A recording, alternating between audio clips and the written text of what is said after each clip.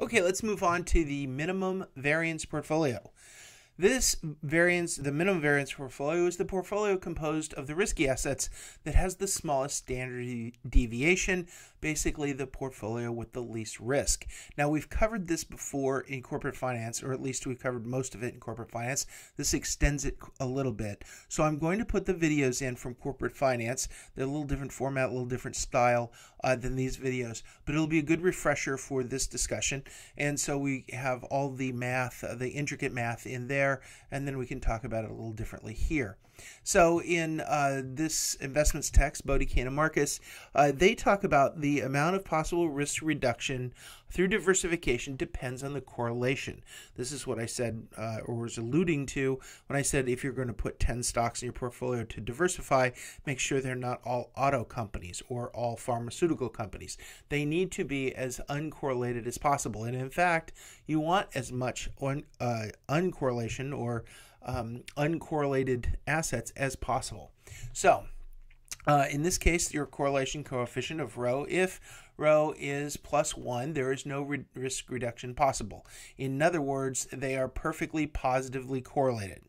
If rho is 0, and the standard deviation may be less than the standard deviation of either asset component, and if rho is -1, a riskless hedge is possible. So if they're perfectly uncorrelated, you can have no risk at all in your hedge.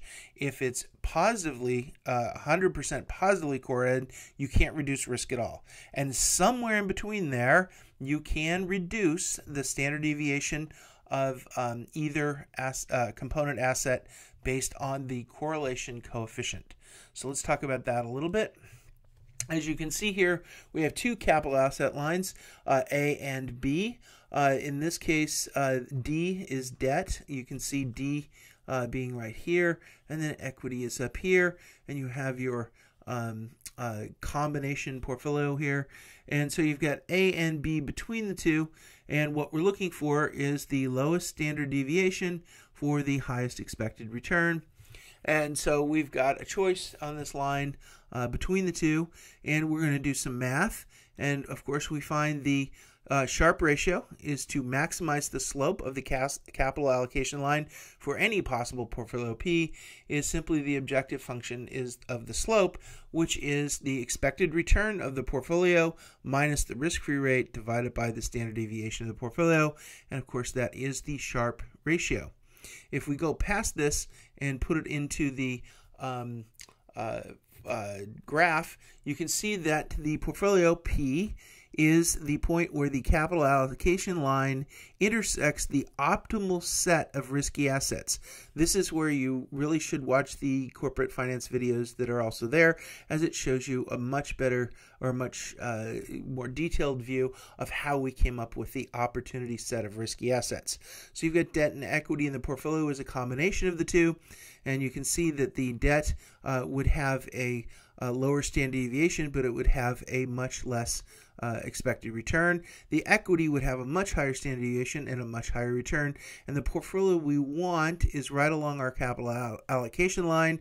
And so that is the one that is a combination of equity plus debt that gives us our portfolio that meets our capital asset allocation line requirement.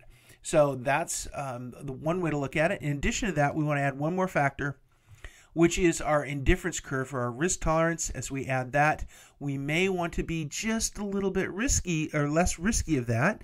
And in this case, you can see that our risk indifference curve or our risk tolerance curve hits the capital allocation line below the risky portfolio. So we're going to have a portion of our portfolio that is risk-free, and then we're going to have a portion of our portfolio that's debt and a portion of our portfolio that's equity. And this is the determination of the overall portfolio of risky and risk-free assets. So in this case, if you had gone through all the steps, and you can look through your book on this, you'd see the portfolio has 74.39 in the portfolio of risky assets and 21.56% in T-bills. That's based on our risk tolerance and how much risk we want to take. In the breakdown of stocks, 44%, bonds, 30%. This is a very standard portfolio, although most people I wouldn't say all, but most people will tend to put less into T-bills, especially when they're young, because it's not very, it doesn't pay very much. It's not worth trying to make money at 1 or 2% in the T-bills, and T-bill rates have been very low for a long time. So they usually go after bonds or stocks, which of course is risky. So this is the constraint that you look at in your textbook with regard to the optimal risky portfolio. Again, watch the videos that on the construction of this. And then you have a portion of risk-free, and you have a debt portion and an equity portion. And of course, the debt is going to be less expected return and less standard deviation or less risk. And the equity is going to be higher risk and higher reward. And we're trying to balance all three of those into what we call here the optimal complete portfolio. And that will give us the percentages that we put into each asset class. Now, we know that there's another step here because we haven't picked individual stocks or individual bonds or the denominations of our T-bills for that matter either. So this is the second step. We've now gotten into our asset classes. The next step, we'll start to pick stocks or bonds.